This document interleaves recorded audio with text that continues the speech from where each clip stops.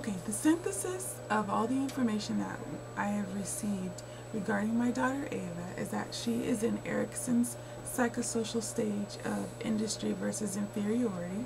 She is in Piaget's cognitive development stage of pre-operational, but she's moving towards concrete operational. And in Kohlberg's moral development stage, she is in conventional. And with Egan's imaginative development, she is in the mythic stage. What good is information if the analysis isn't correct? Well, what I've learned from assessing Ava's stages is that the most important concept, I think, for advancing her from the current stages that she's at to the next stages is Egan's concept of imaginative development. And reading his article, Memory, Imagination, and Learning, Connected by the Story, he says something so important about what a story does to learning.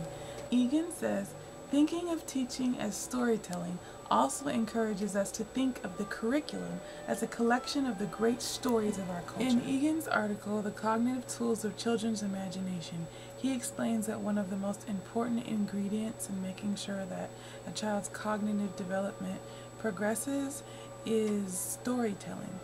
And this tool of storytelling is a way of taking ordinary information that children don't have any necessary emotional connection to and making it emotionally relevant to them, which in turn stimulates their imagination, and their imagination is stimulated by the knowledge that they internalize through this process. And I believe that this type of process is what could be most effective in helping me help my daughter transition from the current stages of development cognitively, psychosocially, morally, and imaginatively to the next stage that she could progress to. Okay. Egan also says this: I have tried to move from very general theory to an example of practice showing how early education might be influenced by our thinking in terms of the oral cultural cognitive tools that young children pick up as they grow into modern societies. Those tools are closely tied up with what we would call, rather vaguely, the imagination. If we think of early education as primarily concerned with the development of these cognitive tools, we will, I think, enrich for many children the experience of being human.